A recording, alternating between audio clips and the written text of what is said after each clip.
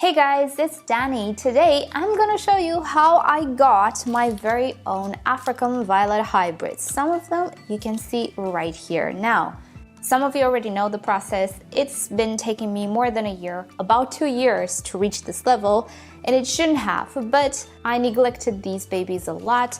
Finally, we have results. Today we're gonna start with part 1, how I actually pollinated the flowers and I got the seeds, and in part 2, we're gonna sow the seeds, and I will upload it in a week or 2 from now just to have more of these seedlings open, because each and every one of them is a little bit different, and you can see a little bit of a spoiler here, but I'm hoping to get some purple ones as well, not only pink. That's the beauty of seedlings, they can all be very different between each other. Anyway, so today let's start with part 1. This is a re-uploaded video. It used to be on my second channel, and in a short while, part 2 as well. Before we do though, don't forget to give this video a like if you end up enjoying it, and why not subscribe? I post plant content every single week, multiple times a week.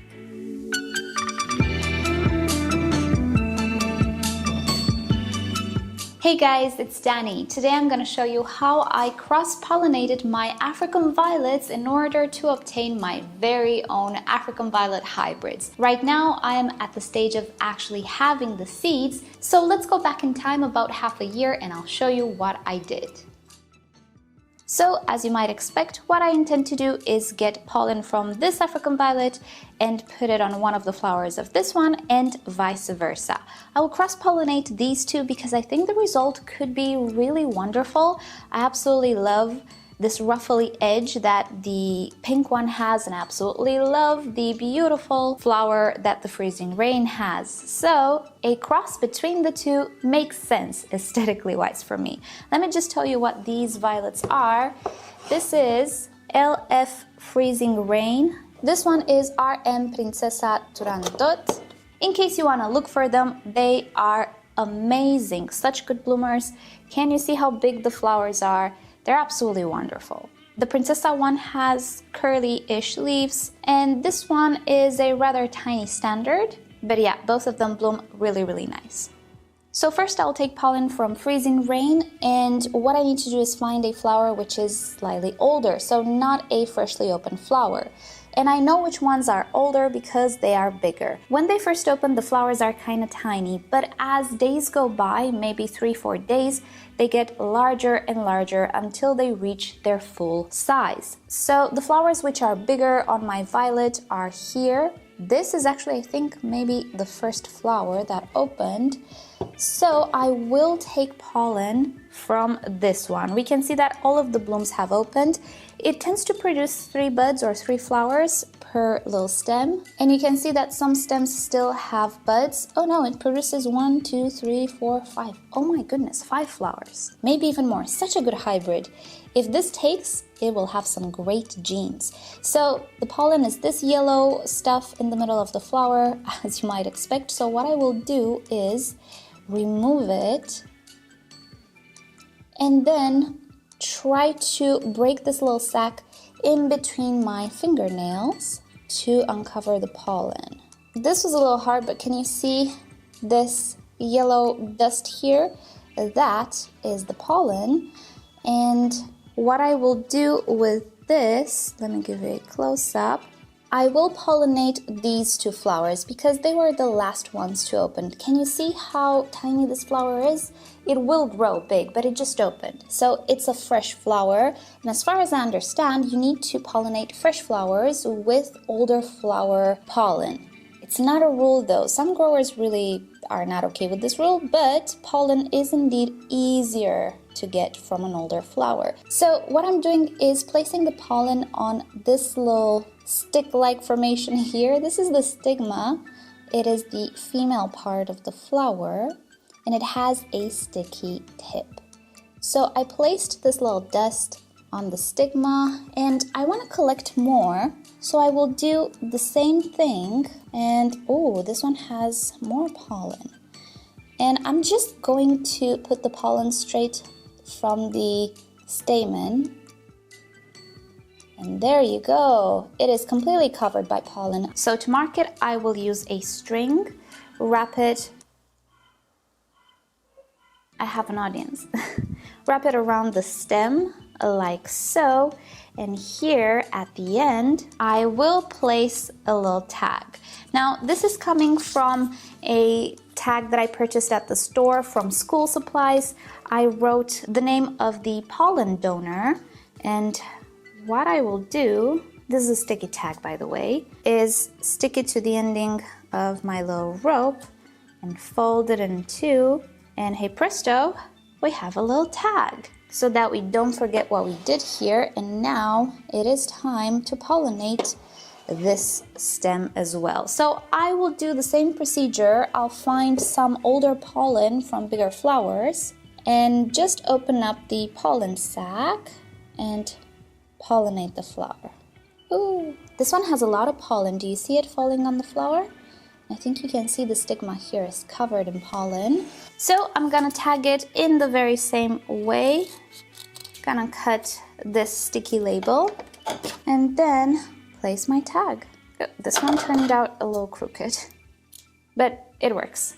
Alrighty, so for now I'm done with this one. I'm leaving a stem alone because I might have other violets that I would like to cross together with this one. The flowers on these two violets lasted for the past couple of weeks or so. I think about 2-3 weeks ago or more now that I think about it. The first flower opened and it's still open. They're amazing hybrids, so I'm hoping that they will take. So what I'm gonna do now is the very same thing, but for freezing rain. I will take pollen from the oldest flowers here and pollinate freezing rain.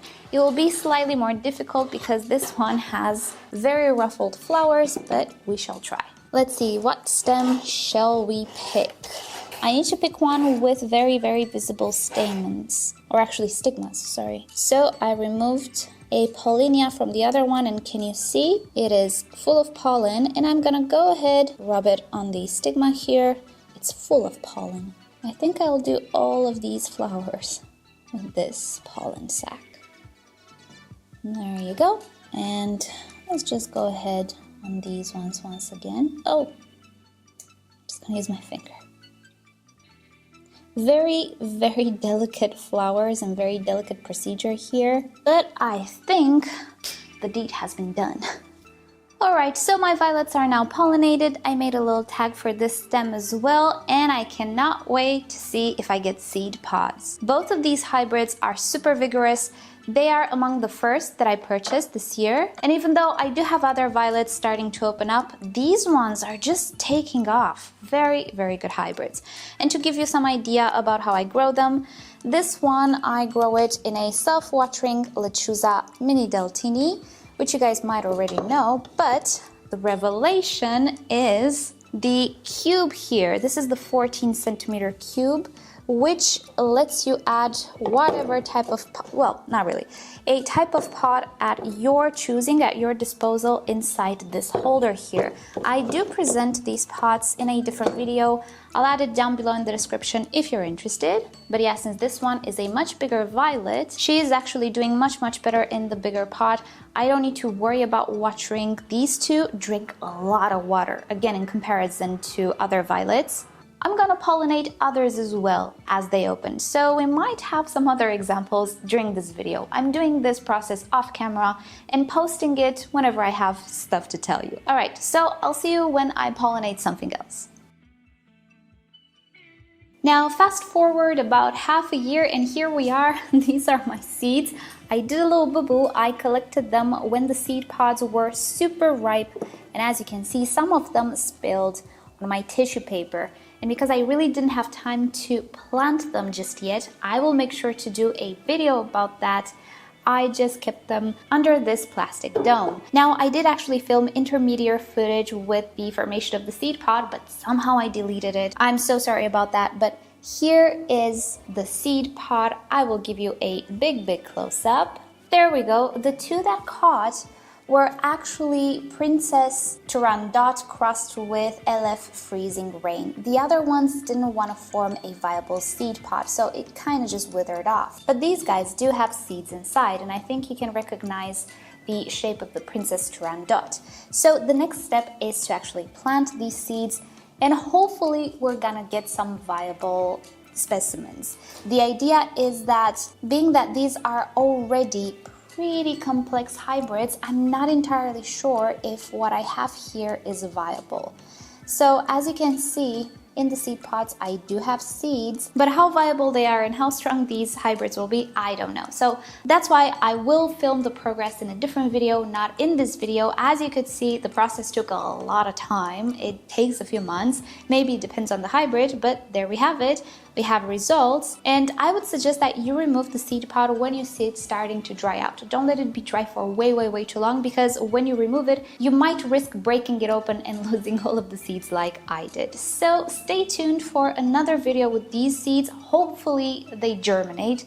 I'm not sure they will germinate, to be fully honest, but I will try. If they do germinate, I will make a video, obviously. So thank you guys so much for watching. Hope this was interesting.